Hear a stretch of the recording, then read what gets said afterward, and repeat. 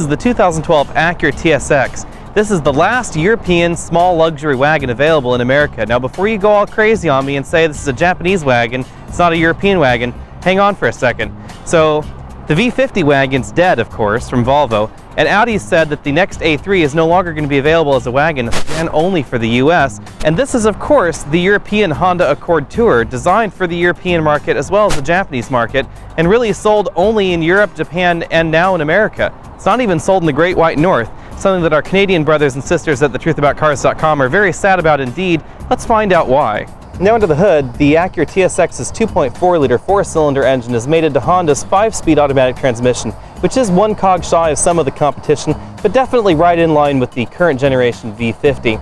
At 201 horsepower and just about 180 pound-feet of torque, this engine is also fairly competitive in this segment.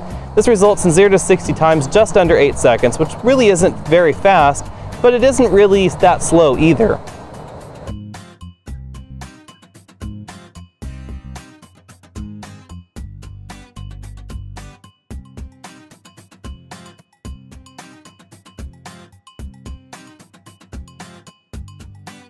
Here in the cabin, you're met with extremely comfortable supportive seats, actually, surprisingly so for this wagon segment, I have to say, because the V50 seats and even the Audi A3 seats are comfortable for decent trips, but the A3 and V50 seats really didn't seem supportive enough for me, at any rate, for long car trips.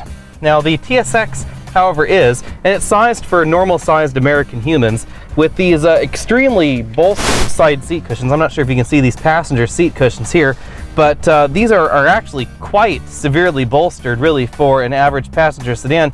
However, they are sized for normal-sized people, something I really can't say of the former C63 AMG, for instance.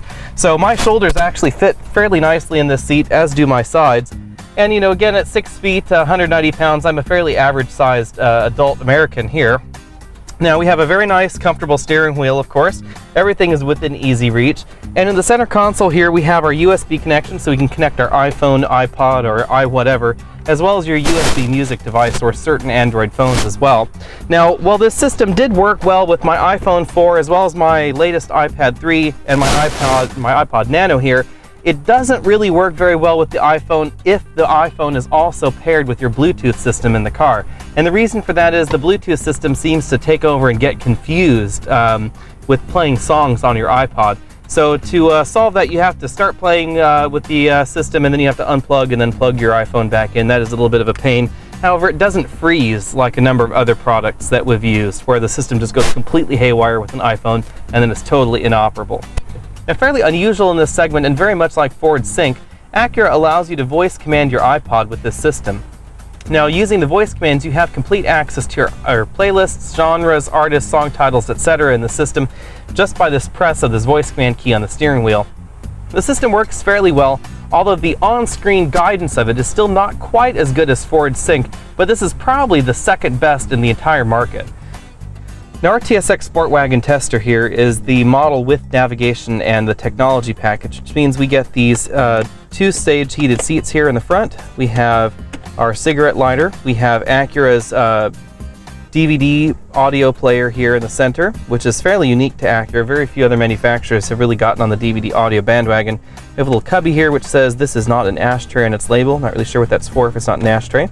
And we have a very American-sized cup holder, which is interesting for a vehicle that is really European in origin or Japanese in origin, for those markets specifically, to have a cup holder that will actually fit an American-sized soda. And you can see that actually fits quite easily there. You can actually fit two at the same time without bumping into each other and pulling your lids off and spilling your soda everywhere. That's quite a nice American touch. If we go up here to the infotainment screen, now one of the complaints about Acura's over the last 5 years or so was that although Acura was first to the party really with the modern DVD navigation system, the systems have been aging a little bit. But as you can see, Acura has really changed that in the TSX and the new TL as well, while the RL still ages with an older system.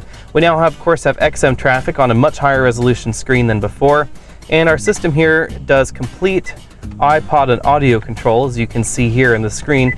We have access to all of our different iPod functions via this interesting little joystick with rotary knob here. Push to select, rotate to change. We have access to our normal mapping functions.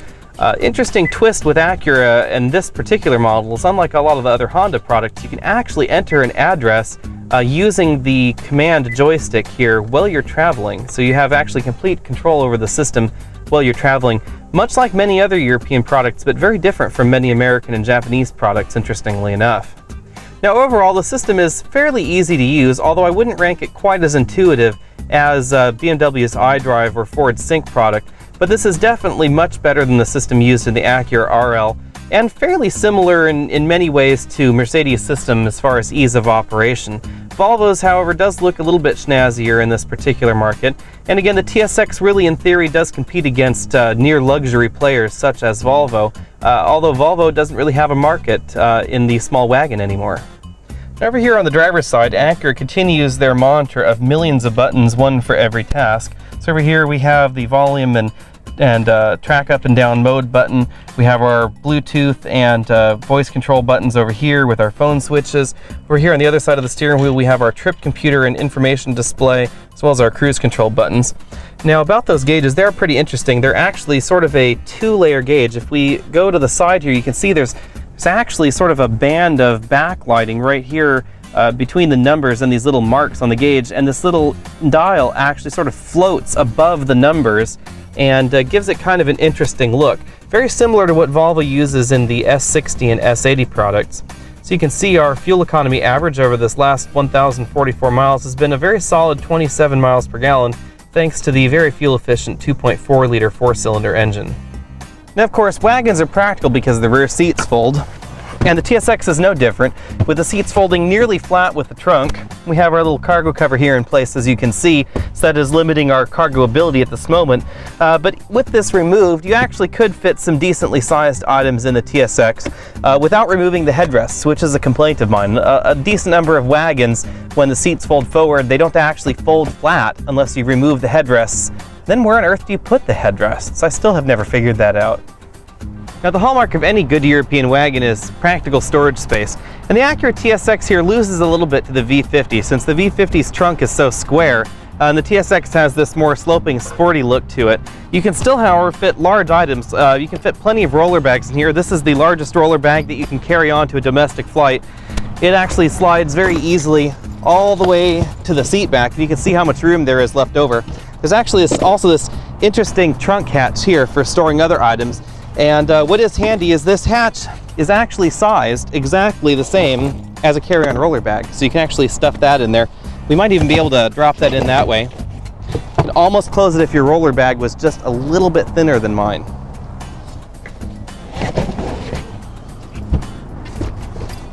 Now at thetruthaboutcars.com, we've also decided to see how well bodies fit in the trunk of various cars. So let's give this one a try.